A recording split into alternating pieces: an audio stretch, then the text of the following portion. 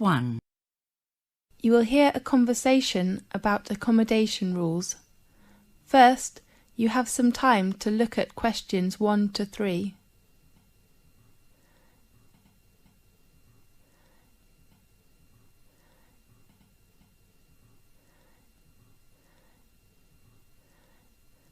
Listen carefully and answer questions 1 to 3. Good morning, everyone. I'm your accommodation advisor. Well, firstly, welcome to Thomas House, which is one of the most popular accommodations in our university. I will give you an introduction about the house and answer your questions. As you know, the building was constructed in the middle of the 18th century and was used by the family of Thomas. That's, of course, how the house and university got its name. We repaired it and added some new and modern facilities last year. Excuse me, advisor? Yes? What kind of facilities are there in Thomas House? There are 3 floors. A front hall and a dining room are on the ground floor. Does the house have a garden? Of course. And a garage? No, we don't provide parking lot to students. Okay. A small gym with some new equipment is on the 2nd floor. Does it have a computer room? No, I mean a leisure room on the 2nd floor, and you can find a comfortable lounge with a big balcony on the same floor. How about bedroom and bathroom?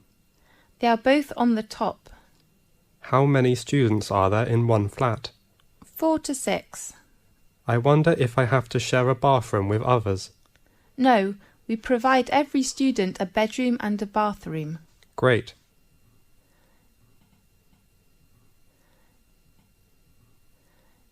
Now, look at questions 4 to 10.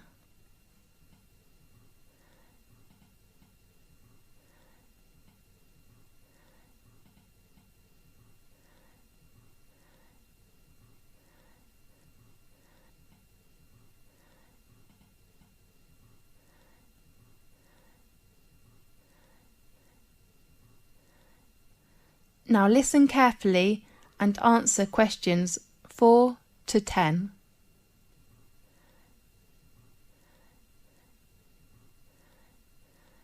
There are some rules in Thomas House. Firstly, smoking is not allowed in both your bedroom and the bathroom. Does the house have a smoking section? No, you can smoke on the balcony or outside the house. Advisor, is there a laundry in the house? Of course, laundry room is located on the right corner of the 2nd floor. Sure. But please do not use it after 11 o'clock. Is it free to us? In fact, you don't need to pay any bills which are included in your accommodation fee, but you have to pay laundry fee. How much? We offer 2 coin-operated washing machines. The large one is £2.50 and the small one is £1.60. If the lounge has a time restriction? Definitely. We ask all students to keep quiet and do not make noise after 11 o'clock. We know there is a backyard in the house. Yes. If we can park our car there? No, we do not allow parking in our yard. Okay. Could we invite some friends to hold a party in the garden or lounge? We only allow party on weekends. Fine. The last rule is to pay attention to the opening time of the front hall. The door is locked at 11 p.m. and opened again at 6 a.m. in the next morning. Remember to take the front door key when you go out early or come back late. How could we get the front door key? You can go to residence office building and get your key in room 101. Sure. Well, any questions? That is the end of part 1. You now have half a minute to check your answers.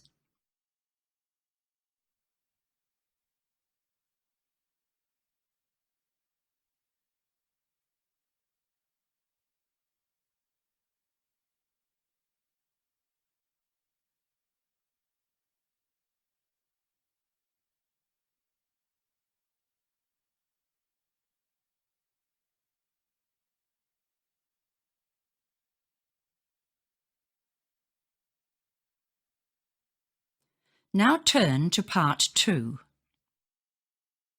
Part 2. You will hear an introduction about sports matches.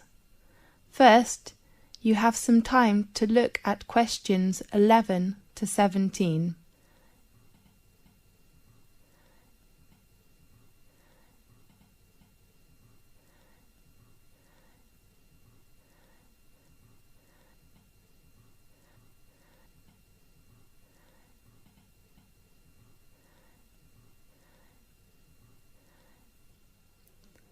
Now listen carefully and answer questions 11 to 17.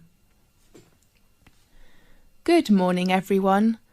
I'm Mary White, the Secretary of the exciting sports club. Welcome to attend Match's arrangement meeting.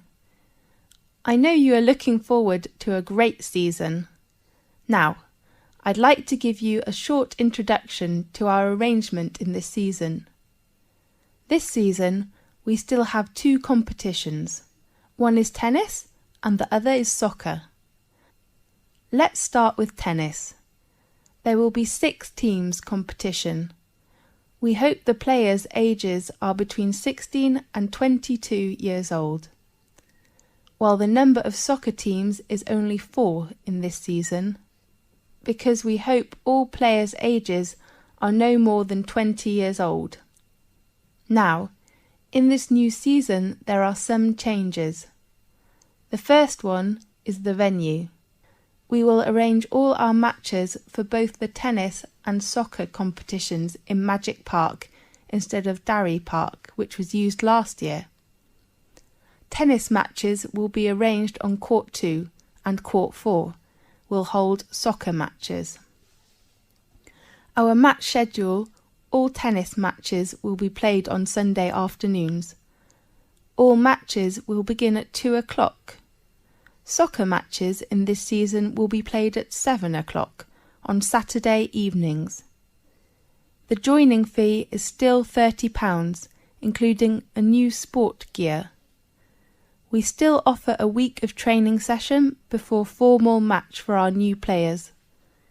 There are 2 training sessions at 3 p.m. to 5 p.m.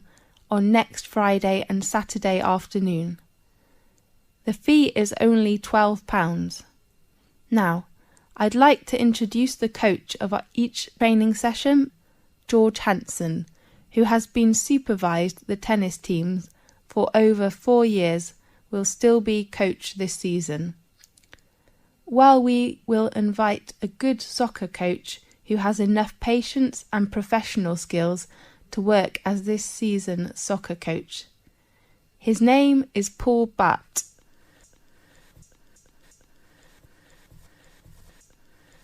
Now, look at questions 18 to 20.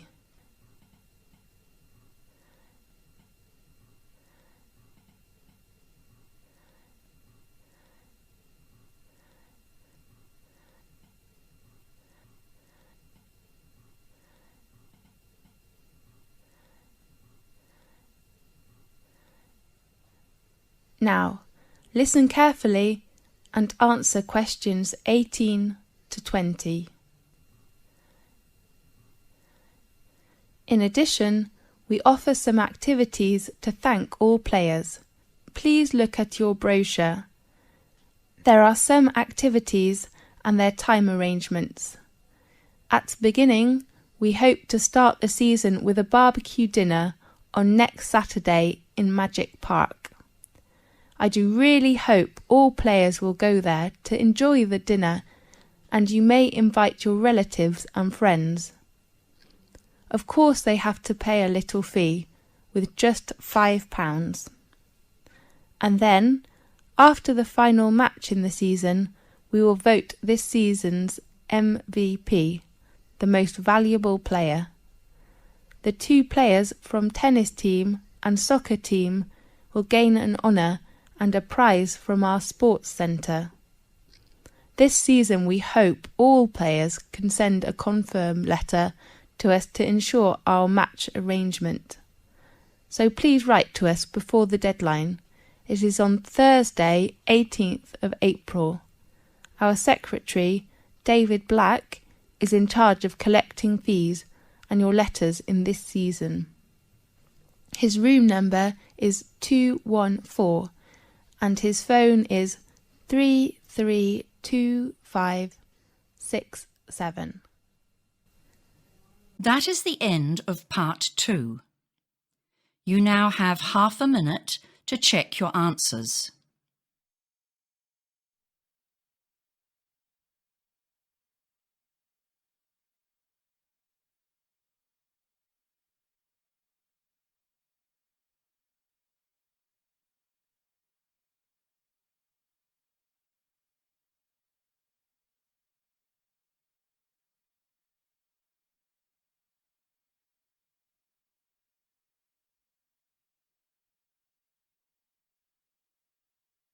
Now turn to part 3.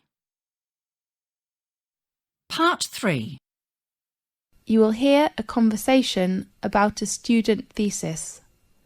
First, you have some time to look at questions 21 to 24.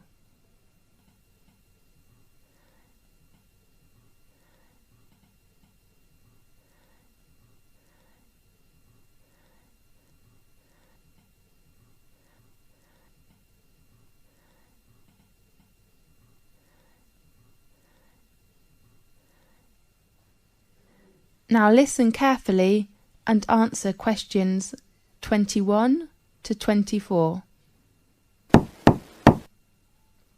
Come in, please. Good afternoon. Oh, I am sorry. Is it Professor Lee's office room? No, it is room 640. His new room number is 614 on the right of this corridor. Thanks a lot. You're welcome. Come in, please. Good afternoon, Professor Lee. Good afternoon. Come in, please. I remember our tutorial time is at 2 o'clock, right? Really? Oh, I am so sorry. I remember it is at 1:30. So I go to common room to wait for 30 minutes, okay? No, I'm free now. Let's begin. I am so sorry. That doesn't matter. So, how about your work? In fact, Professor Lee, can I get an extension of time to hand in my work? I mean, I hope to extend my thesis deadline. James, you know extension is usually given only for medical or accident reasons. So what's your problem? You have a good beginning with your draft, isn't it right? Yes, well, I'm having too many reading materials to read. Too many? How many? Besides academic journals, I have about 15 books to read next month. I don't think I can finish them. Oh, darling, you do not need to read them all. What do you mean? I mean, you can choose some parts of these books which can help your work. Really? Could you give me some suggestions? Sure.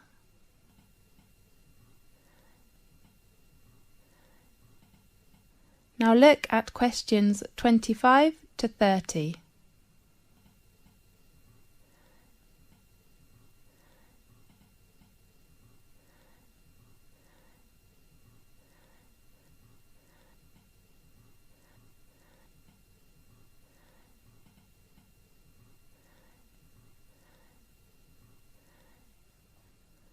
Now listen carefully and answer questions 25 to 30.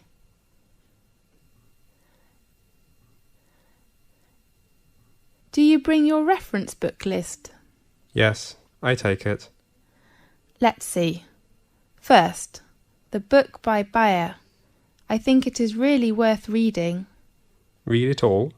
Yes, the topic of the book is nearly the same field with you. Okay, I'll read Bayer's book. The next author is Oliver. I heard that his argument is very strong, but the book is a little difficult. You are right, but I still recommend you to know about his argument, which will give you a lot of help. Fine. Do you think I should read Billy's book? About Billy. I have to say his work is very good, especially his research method, but you do not need to read it now. Right. The last author is Andrew. How about his book? In my opinion, the one by Andrew says the research findings. I mean, his last part is very excellent, clear and persuasive. I agree with you. I'm reading the book now. Great. How about others? I suggest you finish these books next month, and then we will talk about others, okay? Okay. Have you begun your research work? Yes. How are things going? That's okay, except the research method. What's wrong with the method? I have made some interviews, Yes. but I found they couldn't give me the data I need. Who are the interviewees? Some are our classmates and others are schoolmates. Oh no. James, it's better for you to interview some professionals.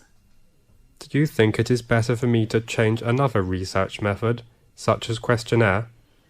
I don't think you will have enough time to design it and then analyse your research data. That will waste you a lot of time. You're right. And pay attention to your reference. Reference books? No, I mean you should make clearly about what reference books you read, and then write them after your thesis. Okay, I'll make them clear. Fine. I hope to see your work quickly. I hope too. Thanks for your help, Professor Lee. That's okay. See you next time. See you. That is the end of part 3. You now have half a minute to check your answers.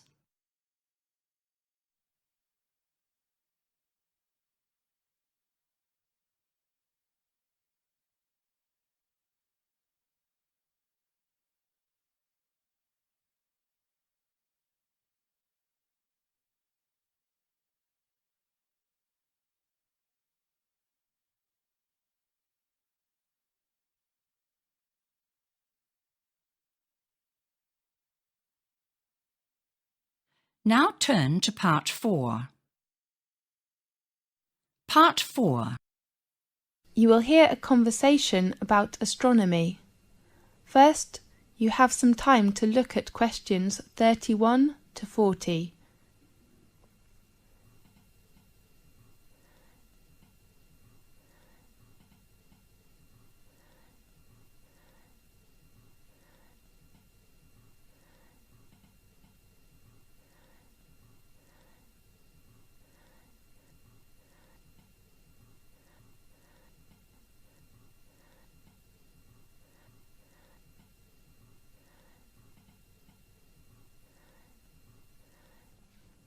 Now listen carefully and answer questions 31 to 40.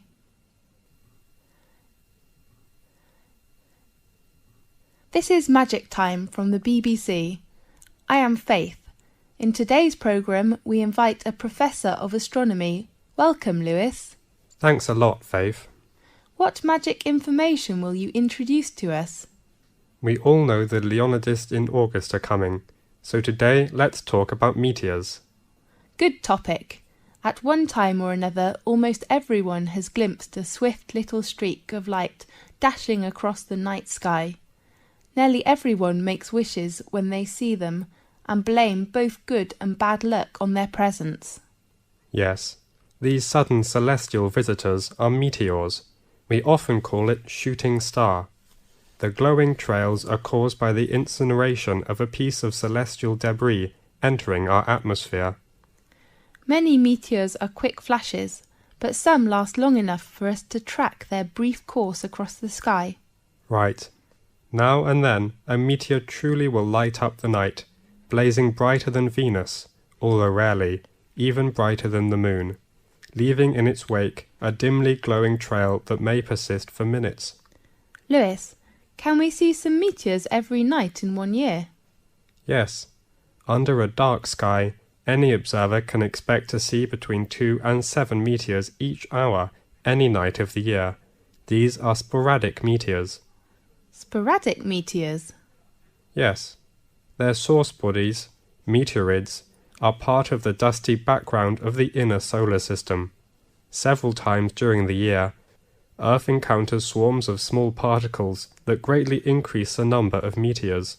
The result is a meteor shower, during which observers may see dozens of meteors every hour.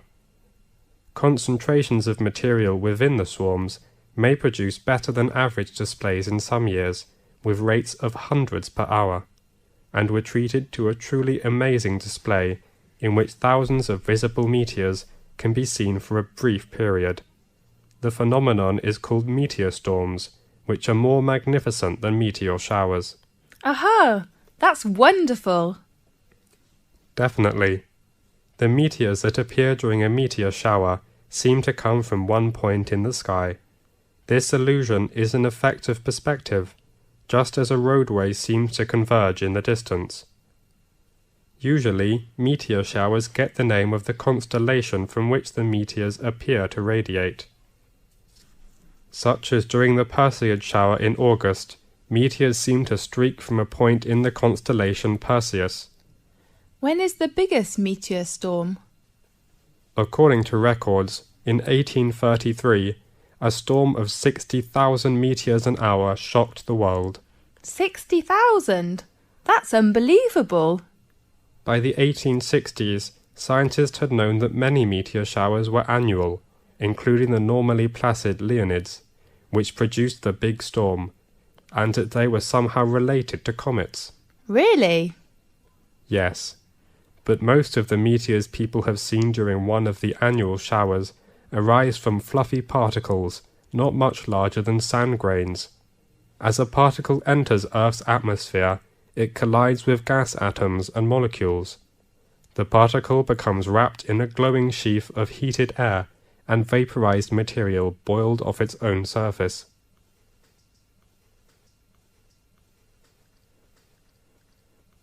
Whether meteor is very near to us when it appears? No, in fact, it is an illusion. However, even well-trained professionals can be fooled, such as airline pilots have swerved to avoid meteors that were actually 160 kilometers away. A meteor that appears brighter than any of the stars and planets is a fireball. Fireball? That's so interesting. Yeah. Most meteors are seen 80 to 120 kilometers above the ground. Sometimes someone will claim to see a fireball land on a hilltop, but in fact a real fireball first appears at a height of about 125 kilometers and loses its brightness while still at least 20 kilometers above the ground. Yes. What colours do meteors have? Usually, most meteors look white, but some also appear blue, green, yellow, orange, or even red. What will happen if a meteoroid gets to the surface of the Earth without being completely vaporized? It will be a meteorite. I heard meteorites were long ago thought to be cast down as gifts from angels. Yes, and others thought the gods were displaying their anger. Really? As late as the 17th century, many believed they fell from thunderstorms. They were nicknamed thunderstones. Many scientists didn't believe the accounts of people who claimed to have seen meteors, and some experts were skeptical that stones could fall from the clouds or the heaven. Yes. One of the most significant meteorite events in recent history destroyed hundreds of square miles of forest in Siberia on June the 30th, 1908. According to local witnesses, a ball of fire streaked through the sky and seemed to enter the atmosphere at an oblique angle. It exploded, sending out hot winds and loud noises, and shaking the ground enough to break windows in nearby villages. Small particles blown into the atmosphere lit the night sky for several days. So, nowadays, the prevailing theory holds that a meteor exploded just above the surface. Yes. Most impact craters and basins larger than the meteor crater are heavily worn away or have been buried by rocks and dirt as the Earth's surface changed. At present, Chicxulub Basin, centered in Mexico's Yucatan Peninsula, is the largest one. The diameter of basin is around 300 kilometers. Rock samples obtained by drilling into the basin show that an asteroid struck the Earth there about 65 million years ago. Does that the same period with the dinosaurs disappeared? That's right. Many scientists believe this debris caused climate changes which made the dinosaurs not survive. We do really hope that will never happen again. Right. OK, thanks for watching today's programme. See you next week. That is the end of part 4. You now have half a minute to check your answers.